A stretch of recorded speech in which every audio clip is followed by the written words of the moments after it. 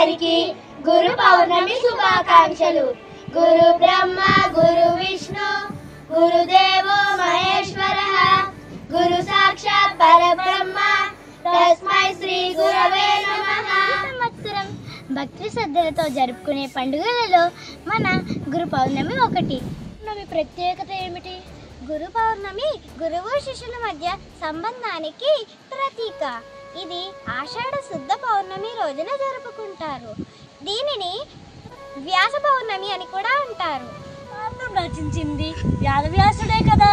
అవును, విజ్ఞానానికి ప్రతీకగా నిలిచిన వేదవ్యాసుని జన్మదినంగా మనం గురు పౌర్ణమి జరుపుకుంటాము.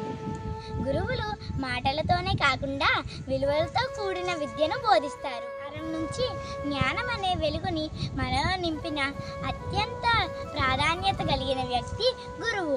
గురువు తన శిష్యులకు దారి చూపిస్తూ వారి జీవితాలకు బంగారు బాటను చూపిస్తారు. గురువు తాను కొవ్వొత్తుగా మారి ఇతరులకు దారి చూపించడానికి తాను కరుగుతూ వెలుగు ప్రసరిస్తారు. మనకి మంచి చెడులు చెప్పే ప్రతి వ్యక్తి గురువుతోనే సమానం. కాబట్టి గురువులందరికీ గురు పౌర్ణమి శుభాకాంక్షలు.